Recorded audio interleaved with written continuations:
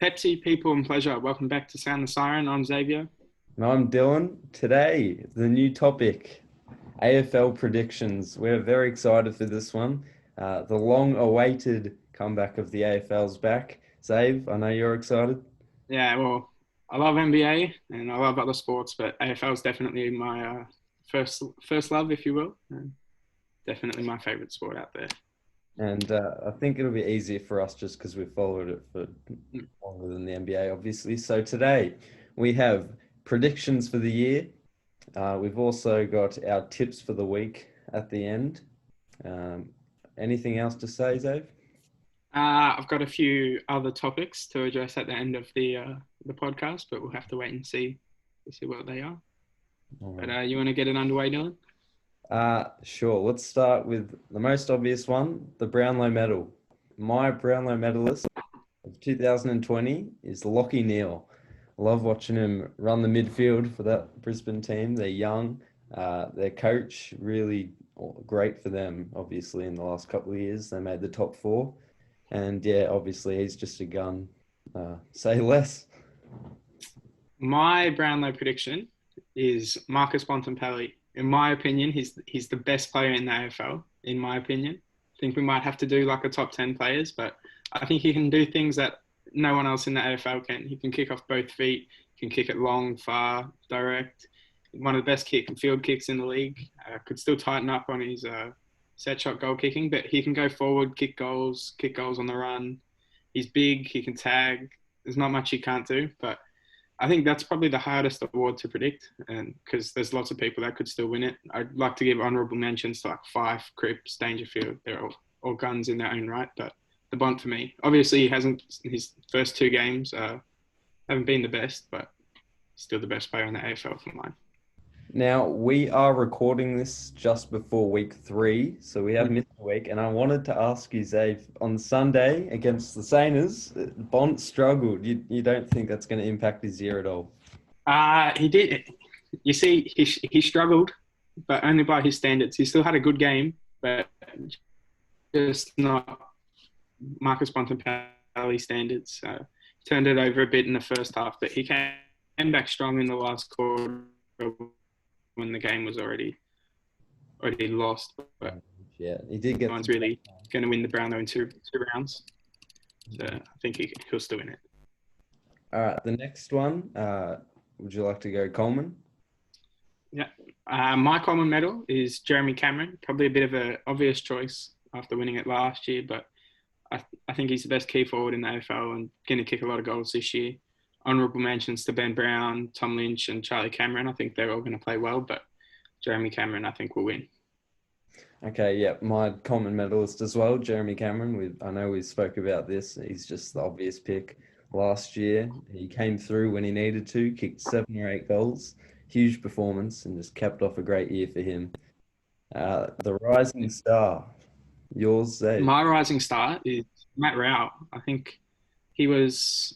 There was probably a few people you could throw into the conversation at the start of the year, but I had him just in front of a few others. But after round two, I don't think there's really anyone else you can go with after that performance he put up. I think it was like 26 possessions, 7 tackles, kicked 2 goals as well. So looks like he's going to be damaging on both ends for the Gold Coast Suns for a long time to come. And how good is Matt Rowell and Noah Anderson? How good are they together, that duo? For the young Suns team, I hope they can pull through this year. Mm. So my rising star as well, Matty Rowell. You basically summed it up last week, the week before, which was a long time ago, obviously, but he's just shown his true colours. Yeah, unreal performances. You're surprised all Australian, Dylan? All right, now this one was tough. This one was very tough. There was many to obviously to pick from, but the one I've come up with, he should have gone to your Blue Baggers, Tom Papley. Mm. Small forward from the Swannies. I love his game. He's a bit cheeky with the crumbs, and I think he can get it done if he has a very consistent year. I'm not sure that it would be that big of a surprise, to be honest. I think he kicked 40 something goals last year and made the squad. So, Okay.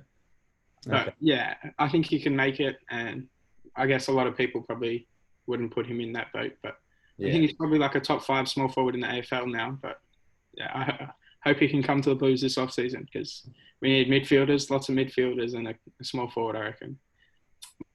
My surprise Australian is Jacob Weitering. Now, I know you're probably thinking that it's because I'm a Carlton fan, but he is an absolute gun. I've watched him. You could say that it's because I watch him every game, but I'm one of the AFL super fans that watch every game every week. So, no, I'm not exactly biased towards him, but yeah, his first 2 weeks were ridiculous. He kept Lynch to 1 kick in the first game, 0 goals. Then he kept Tom McDonald goalless in round 2. I think he's going to keep Tom Hawkins goalless in round 3.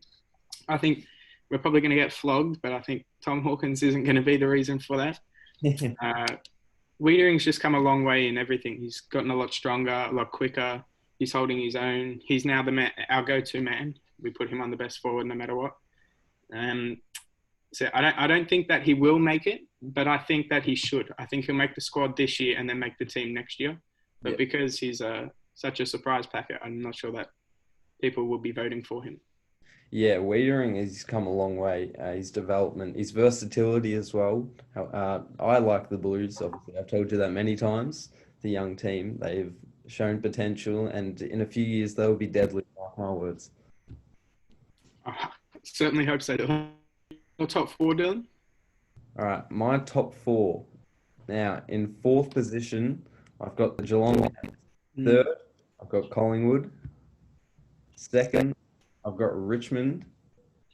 And taking the cake on top is the West Coast. Even after they lost to the Gold Coast?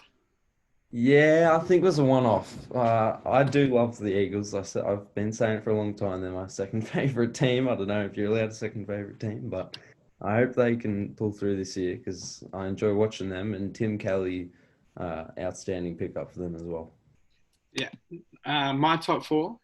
In 4th, before the season started, I had Geelong number 4, West Coast number 3, Collingwood number 2, and GWS number 1. But now that coronavirus has come in and everything's changed a little bit, I think I'm going to have to move Geelong up to 1st or 2nd because obviously they're playing a lot more games at GMHBA, and I think that's going to have a big impact on their winning, and I think they'll get right up there in at least the home and away season. I'm not sure how they're going to perform in finals, but I think they'll be good in the home and away season. Obviously, I left Richmond out. I'll say it right now, so everyone knows in the future. I'm not the biggest Richmond fan, and I will never tip Richmond, but I think I can still see them making damage and maybe even winning the premiership, but I don't think they're going to finish top 4. There's a few Richmond fans that we know won't be happy with that statement, but I agree with you. Those last few years have been tough to watch in the granny. Although the Collingwood-Richmond game, I was out with a few Richmond fans that day, and that was a very good day for me. I loved that. Thoroughly enjoyed it. And Mason Cox was my hero that day. I hope Mason Cox can tear them to shreds again. The 2018 preliminary final, obviously, you're talking about. Now, we're going to move to something a bit different. We've got unexpected headline and expected headline. Just a bit odd, but we're going to throw it out there. Save your unexpected headline. My unexpected headline is that Matthew Cruiser and a lot of picks will be traded for one of Josh Kelly or Marcus Bontempelli, and they will immediately be given a $2 million a year contract with the Carlton Blues. Ambitious Blues supporter over here. That is a big call. We'll have to wait a few weeks to see that happen. But my unexpected headline.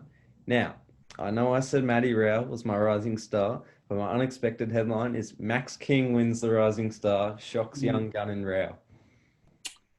Yeah, I'm not sure he's going to win the rising star this year, but I've watched him obviously in his first 2 games and he's been very good. I wouldn't be that surprised if he became a better player than Rowell in the future. But as of now, I think Rowell's going to be better built going into his first season. Obviously, key position players take a lot longer to develop in the AFL, but he does some special things, Max King, and I think he's got the potential to be the best player in the AFL one day. But yeah. I hope your expected headline, Dylan? My expected headline is Adelaide thrashed again, losing streak reaches 7.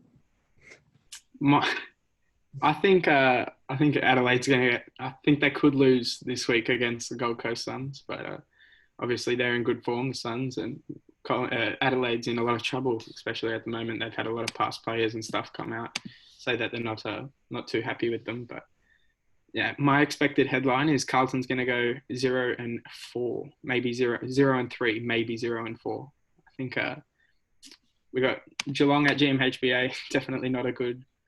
As I was saying before, I think they could make top four because of the spot. You got week 4. I think we've got Essendon week 4, don't we? Oh, you got St. Oh, wait, week 4. think, Oh, sorry. Yep. You're right. No, you're yeah, right. And then St Kilda the week after. So 0 and yeah. 5 for the Blue Baggers. 0-5, yeah, maybe. All Kilda started pretty well, so maybe. Now we'll go into your premiers for this year, Zay. My premiership favourites is the GWS Giants. I think I've had them my favourite 2 or 3, maybe even 4 years in a row. I think they're just the most talented team. They just haven't been able to pull everything together when they needed to. They've got so many talented players on their roster, on their list, but injuries and a few other things have caused them not to win it yet. But I think they're definitely a good shot and could win it this year. Yeah, just on the Giants. Canelio, What about him, say? you not a big fan of him anymore? Uh, after not coming to Carlton, Hmm. no, I still like him, I guess. I think he should have. I think we've got more money to offer him, and I think we'll win premierships eventually. But I think he wanted to stay there, so I guess good on him. But as for Dylan Shield, I think he's a little bit of a because I saw him wearing a man bun on the weekend as well. I think that's pretty stupid of him. He was wearing like a little samurai top knot. I think that was pretty dumb. So Probably the second dumbest decision he's made in his career after not coming to Carlton. still salty about that. My premiers, I picked them before the year, so don't get too mad at me. And it's West Coast Eagles. Just their list, their midfield, probably the best in the whole league, I'd like to say. Maybe the Bulldogs as well up there. GWS, Josh GW, Kelly, Caniglio, Callum Ward, yeah. Lockie Whitfield goes through there. Toby Green goes through there. I think they're probably still the best. Even Jacob Hopper and Tim Taranto's a gun as well. You don't think Kelly, Gaff, Shuey, Dom Sheed? Um, they're great, but I'd take GWS still. I think they've got a bit of inside, outside. They got a bit of everything. People that can push back, people that can push forward. Their running is elite, probably the best in the AFL. But West Coast is definitely up there. Yeah, they were disappointing on the weekend though. The Giants lost. So was West Coast though. True, yeah, obviously. A weird week for tipping. I think I got 5 out of 9, so tough one. Your Norm Smith medalist, Dylan? Andrew Gaff. I really hope he gets redemption for what he did 2 years ago. That infamous moment. I still don't understand what was going through his head as he did it, but it cost him a flag. I know he wants the opportunity for another one. He'll be working hard, and I think he can pull through with it. My Norm Smith medalist is Josh Kelly, one of my favourite players in the AFL. As you probably saw in that unexpected headline, hope he's coming to Carlton. I'm putting that out there now. Going to try and speak it into existence. But he's a gun, gets a lot of the footy, uses it well, can kick goals. I think if GWS is going to win, like obviously Jeremy Cameron and Callum Ward, all those players are going to have to play well. But I think the Norm Smith would be out of Josh Kelly, Toby Green and Lockie Whitfield because they've got the ability when they get 25, 30 touches, they tear other teams up and win games off their own boot. Yeah. Now, these next two, we couldn't really predict. We just had a stab at them. We've got the Mark of the Year and the Goal of the Year, and we'll go Mark of the Year first. Zave, my Mark of the Year, the Flying Jeremy Howe. That's the same as me, Dylan. I think it's probably the basic pick, but I think over the last few years he's been the best mark in the league or the best high-flying mark in the league, and I think it's how can you really pick anyone else? So, pardon the pun. The Goal of the Year, I'll let you go first, Zave. My goal of the year, same thing again, bit generic, bit basic, but I think Eddie Betts. He's got playing for the Blues again now, but he's got some class. Does some magic things every once in a while. I don't think he's half the player he once was, but he's still got magic in his old legs, and I think he can kick a few good goals this year and win another goal of the year. My goal of the year, another small forward who I think's a bit better than Eddie Betts. He tore up St Kilda last year. Charlie Cameron for the Lions. Great in Adelaide, and he has done wonders for them. So that's all of them, I think, all of the our predictions. Yep. Do you want to give us your tips for this week, Dylan? Sure. So we'll go game by game. Hawthorn or Richmond. I've got Richmond winning tonight.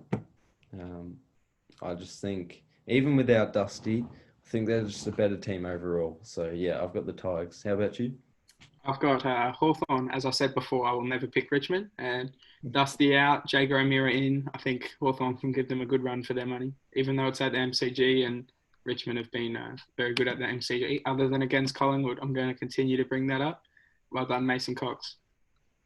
Now, the next game, GWS Bulldogs, one of the worst ones of the round. I think GWS will actually absolutely thump the Bulldogs on a Friday night, even though it's at Marvel. Yeah, I've got the Giants. You said one of the worst ones of the round. Now, as we were saying before this started, I think we were going to say one of the games we were looking forward to the most, and I was going to say the Bulldogs versus GWS. I think they've had a big rivalry build up over the years from Callum Ward going from the Dogs to GWS, even Leon Cameron going from the Dogs to GWS. When the Bulldogs beat GWS in their preliminary final, and then GWS beating them the 4 times since they've played. But I think they're a good rivalry, and I think no matter how bad or well the teams are going, I think it should be a good game. But I'm still going with GWS. Okay, yeah. I still disagree with you. I think GWS will destroy them. But anyways, the next game, North Melbourne versus the Swannies at Marvel Stadium. I have the Kangaroos. I think they're going to go 3-0. I think the Swans will win. I think North Melbourne, they're a bit of a difficult read in my opinion. I think each year they've gone a lot better than what I thought they were going to go in. But I think their list is not one of the most talented in the league, yet every single year they manage to do at least okay. And I've never really seen that coming, but good on them, I guess. Good coaching, good spirit. Ben Cunnington's just taken another step from last year, just to lead all those young guns, Jed Anderson, Jai Simpkin, Demont, a couple of others there I missed. But the next game, the one I'm looking forward to, St Kilda Collingwood. Now, I won't be a biased Saints fan, even though I do want to tip the Saints. I think the Pies will pull through, but by a slim margin. I'm thinking the same. I think Collingwood's going to win, but I hope St Kilda can give them a good fight, and I hope that's a good game as well, because we all know I'll be watching it. The next one is Geelong Carlton, my favourite team going up against Geelong at GMHBA. I think I'm going to have to pick Geelong, despite me wanting to pick Carlton. I think it's not really going to be that close, but I'd love to be wrong. Yeah, I've got the Cats too, but I think the Blues, if they play like they did that second half and even the last 3 quarters, they can put up a decent fight. But yeah, at GMHBA, I think the Cats will just pull through. The next game on a Sunday Arvo. Oh, no, sorry, I've jumped the gun a bit. The game that I'm looking forward to the most, Brisbane West Coast. 2 great sides just going at it. I've tipped the Lions, up at the Gabba, but I think by maybe a goal or 2, it'll be a close one for sure. Yeah, I think that's probably one of the best games for the week as well. The West Coast Brisbane. Whoever loses is going to start 1 and 2, and I think that's probably not the best position to be in a longer year, trying to make the top 4 for both teams. I think Brisbane can get across the line though up at the Gabba, so I think Brisbane will win. Just, may I say, just. Yeah. Now we head to the Sunday afternoon, up at the Sunshine. State at Metricon Stadium. I have the Suns beating the Crows. As I said, I don't think the Crows are going to be doing much this year. They'll have to wait until next year. They've got a couple of problems over there with Frampton and I've forgotten the other. Yeah, I can't remember either, but that wasn't the best footage for the team that's been in the news quite a bit recently. Yeah, so I've got the Suns, and I think by a reasonable margin, about 4 goals, I want to say. They looked really good last week. I've got the Suns as well. I think it'll be pretty close, though. I don't really rate either of the teams, and I think Carlton can finish above both of them. But I'd say the Suns by under 2 goals. The next game, a decent rivalry. We've got the D's and the Dons. I've tipped the Dons, and by a pretty solid amount. I'm going to tip the Demons. Now, I think both of these teams, I think, underperformed a lot last year, especially Melbourne coming from almost the top 4 finish, but top 8 finish, then finishing second last, I think it was. But I think they've got a lot of talent on their roster and just growing by the day, I guess. But still young, still good, and I think I'm going to have to go the Demons.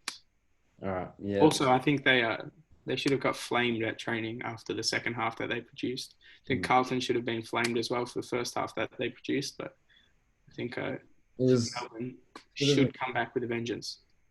Bit of a sluggish performance from the D's in the second half, but a tough task for the Dons to go up to Sydney and beat the Swannies up there, so that's why I've got the Swans. The final game of the round at Metricon Stadium, bit unusual, but that's what's happened.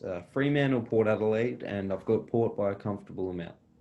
I've got Port Adelaide as well. I think Fremantle, as much as I love Nat Fyfe, I think Port Adelaide's been pretty good this year, and I think they're going to continue to be better. I think maybe they could make the 8, and we'll see. But I've got Port Adelaide. Now, we've finished all of our tips, but Xavier did want to say a couple things. So yeah, I've got 2 things to say. One quickly, just on the NBA. So Kyrie Irving has been saying that perhaps he won't be returning, and I think a lot of other players have backed him up on his stance now with that. What are your thoughts on that, Don? Look, Kyrie's been a bit of an unusual character, to say the least. He's flat Earth. Flat Earth. And then also with this, I don't know how I sit on it. It's a bit weird, I'd thought he'd want to be keen and get back. Although without KD, the Nets, tough task to beat all the other amazing teams in the league. So, it's his point of view. You can't really change it. Let's just hope we get some basketball. That's my opinion. I think, I agree with that. I think Kyrie should come back because even the platform after the games, I think, will be bigger for the players to have than not taking a stand at all. But, I think that the NBA should come back. And I did have an unpopular opinion, though, and perhaps an unexpected headline in the future for the NBA. But I reckon, I saw this floating somewhere online, and I reckon I read it and I thought, that's probably facts. But I think Kyrie Irving will retire before LeBron does. There's a fair age difference. I think it's like 6, 7, 8 years. But I think LeBron's going to want to keep playing, and I think Kyrie's got a few issues with the league. So I think Kyrie. Before. I don't know what goes through his state of mind. Sometimes he's unbelievable. 2016 finals. 2017.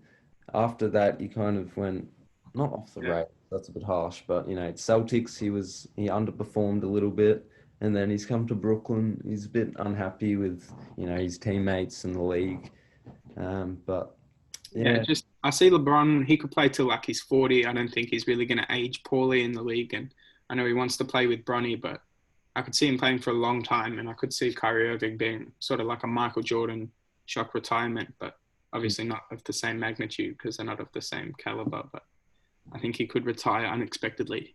And the last thing I wanted to say is to Pepsi, I'm going to look in the camera, to Pepsi, I would really like for you to sponsor this podcast. You may have seen I was drinking Pepsi all through the episode, but if you could give me a sponsorship, that'd be great. I'm gonna try and refrain from using the words Pepsi in the podcast, but please, I'm gonna continue to drink it, but it's gonna be in these clear cups. If you sponsor me, I will proudly have the can front and center of this podcast. Can confirm he's been a Pepsi supporter for about 4 or 5 years. I know of. I'm sure he's been before that. And just on the top of my head, I was thinking of something. Giannis, Bucks, Warriors, or Heat? To stay, to stay or to go, I guess. I would say the Bucks. I think he'd be a good fit at the Warriors or the Heat, depending on what they have to give up for him. I think him, Steph Curry, and Clay would be probably the best trio ever, with Giannis being able to collapse the defense inside and then kicking it out to Clay and Steph in respective corners. I think that'd be. I think they'd have to give up Clay there. I think there was something about that. I did see that, but I don't. I'm not sure how that would work because I think Andrew Wiggins and Draymond have a bigger combined salary than Clay would. So surely they could trade Wiggins, Draymond, their future picks as well. I think they've got the Timberwolves pick from this year as well, so they could throw that into the trade as well. So that does it for this week. We've been a bit lackluster with the uploads. We've been busy, since school's been back. We've had heaps of stuff to do, but we're very excited to get these podcasts out again. In the next couple of weeks, we'll have 2-3 more for you. This will be uploaded as soon as possible. So next week we'll do, the same thing, AFL predictions, and I think, Xavier, I heard a rumor that you wanted to do top games. Yeah, I wanted to do a few different top things, top players, top goals, top marks, top games. And hope we can get that out to you guys. Yep. So don't forget, if you're this deep in the video, like, subscribe, it helps us out. Turn on notifications. Get that bell ringing. But until next time, and we'll catch you later.